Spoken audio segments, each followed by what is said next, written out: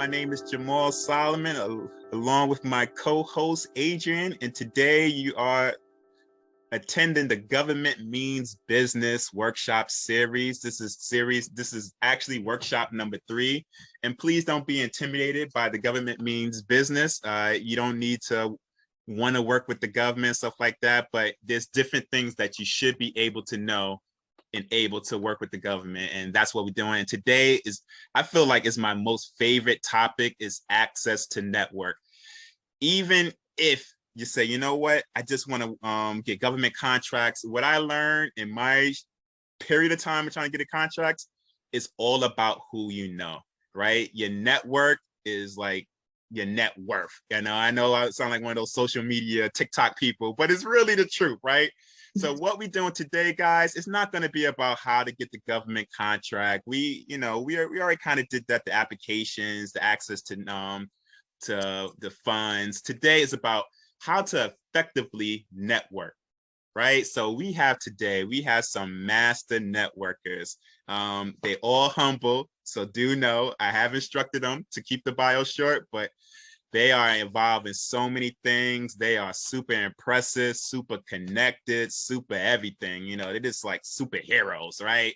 And we're just going to learn from them. So we want engagement. It's all about engagement. We just don't want to hear myself talk or Adrienne talk or the host talk. So if you feel like there's a question that you want to ask, we will answer the question, right? Because we want y'all to learn, because we need small businesses to survive, thrive, and get it to the next level. Because as we all know, it's not really only about you. Yes, when you start a business, it directly affects your family, but you also got to think the other people, your friends, your community, you know, kids that you don't even know that's watching you, that's, you know, you're their role model. So we need people to make it happen. And that's what these workshops are all about.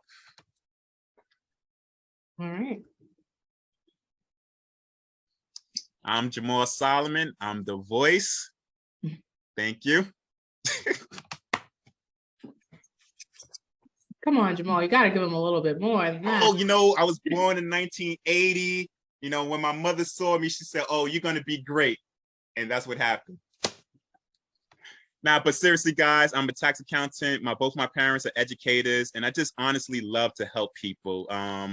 So that's why I always do a lot of workshops, because I'm very passionate about helping small businesses, because like I said before, we need you to survive and thrive. And that's the main thing about me. I do have my own tax company. I do have a non-for-profit. I'm involved in this and that, family man. So, you know, I do a lot of everything. Okay. Hi, everyone. I'm your co-host for this evening. My name is Adrienne Martian. I will also be on the panel talking about my networks as well, but I'm the founder of FAME Consulting. FAME stands for Financial Abundance Made Easy. So I consider myself to be a millennial CPA, a little bit non-traditional, but I focus primarily on small businesses and entrepreneurs, helping them to have the right entity structure, helping them with setting up bookkeeping, payroll, tax planning. So I will talk about that later, because tax planning is really important. And then ultimately tax preparation. So the whole life cycle of what our small businesses need in order to scale and be successful. I also sit on a few nonprofit boards. I'm also a member of the Beta Psi Sigma chapter of Sigma Gamma Rho Sorority Incorporated. I also sit on the board of our 501c3 foundation, the Aurora's Light Foundation, and I am the president of the BNI Engage chapter. So we are a brand new chapter here in Nassau and Suffolk County, and I will talk about that a little bit more once we get the panel discussion started. See, now I feel like I don't do enough with my life, Adrienne. Thanks a lot.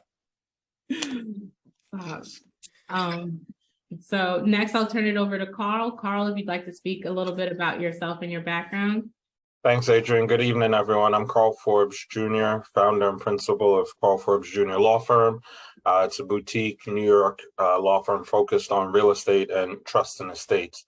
Really, what I do is help people. My focus is on helping our community to create and maintain generational wealth through the legal services that I provide. Like Jamaal, I am a brother of Kappa Alpha Psi Fraternity Incorporated, currently a member of the Bronx Alumni Chapter. and I'm the president of the Metropolitan Black Bar Association, which is New York State's largest association of Black attorneys. And so look forward to talking more about that and how that plays into and impacts my network. Happy to be here with everyone. Thank you, Carl. Next, we have Felicia Moss. Good evening, everyone. I am the co-founder of Black Long Island, and I am the program coordinator for Suffolk County Community-Based Initiatives. That's all I'm going to say. All right, thank you. Next, we have Kimberly Malone. Good evening, everyone. My name is Kimberly. I am a higher education administrator, but on my own time, I'm also a financial services professional with PFS Investments and Primerica Financial Services. I am a New York State licensed real estate agent and licensed to provide life insurance in 8 states and a registered investment representative in 5 states. I am very interested in this topic because I love the power of networking, and I can't wait to engage in the discussion today. Awesome. So I should just say, I'm so sorry, I have to say that I'm also the Social Action Chair and a proud member of the Nassau Alumni Chapter of Delta Sigma Theta Sorority Incorporated. Oh, yes. Thank you, Sister Greek. I love it. So we're actually going to be doing this a little more informally. So this is a panel style discussion. So we will pin the panelists and I will work on that. And I will turn it right back over to you, Jamaal, so that we can start our Q&A. Yes. Thank you to all the panelists. Like I said, they are all very humble, and we could have went on 5 minutes each on each of their bios, but we're just going to keep it short and simple.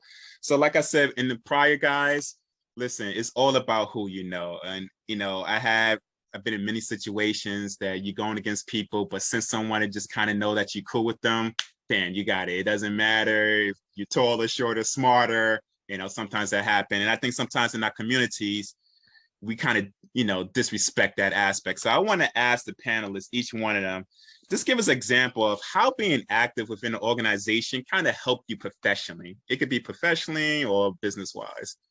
Who wants to start off first? Let's go ladies first. Let's go Kimberly. Okay, I can answer this question.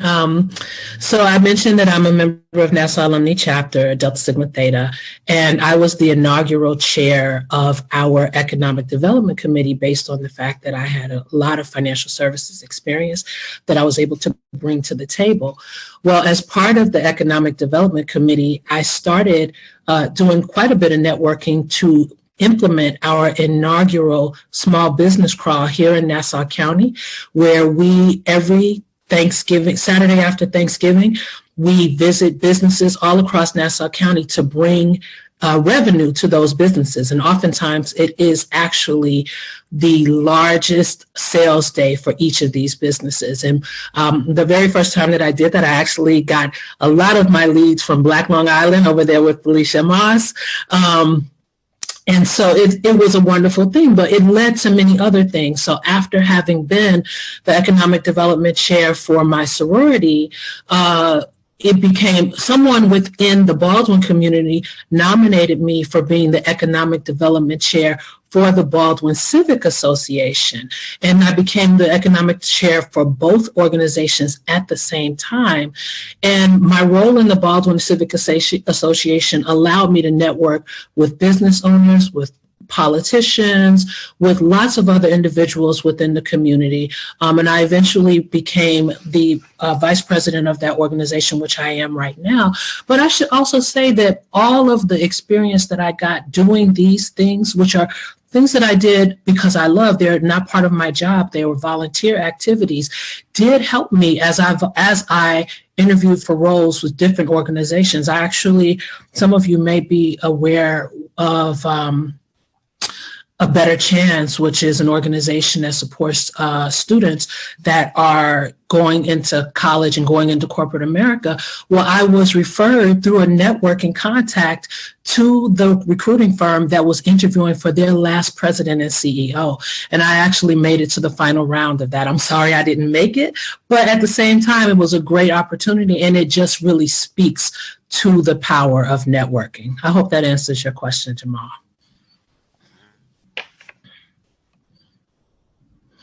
You're on mute, Jamaal. Why is it doing that to me? But I see Felicia shaking her head. So Felicia, how do we respond to that? I'm muted again? No, it was me. I was. Okay. I was muted. I was like, oh. So honestly, I have to agree with Kim right there. I think one, the platform of Black Long Island, I thought was a really amazing platform for networking opportunities. However, I believe that had it not been for my active involvement in the community to meet various different people, whether, once again, elected officials, community leaders, pastors, even businesses, I don't think Black Long Island would be where it is now had it not been for me actively being involved in the community and different organizations as well. Now we're at 43,000, and I'm actually really happy, Kim, that, you were able to get, a lot of your businesses from Black Long Island, which, once again, it's all about networking. You take a group of people there to the different businesses there, then it's a chain effect. It just keeps going and going and going.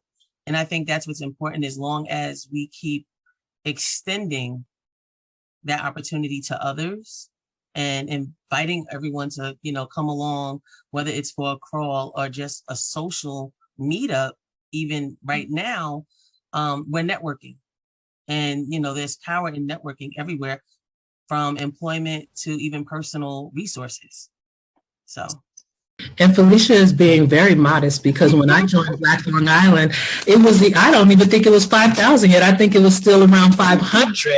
And I went to the first meetup, and now they're at 40,000. So that talks to the power of networking through social media. Yeah, and it's just a super positive group. I know we like making her blush right now, but it's just a super positive group, and that's so rare in Facebook. So I think that's probably one of the main reasons why it grows so much. They don't play for the craziness. They will kick you out in a second. So it's all good. Good job on that. It's not about kicking people out. However, we are about uplifting and empowering our people, and you can't uplift and empower if you're constantly tearing people down. That's not networking. That's really, changing the mentality of the purpose of the group, So we're just about upliftment and keeping people moving in the right direction. I guess I'll jump in next to answer the question.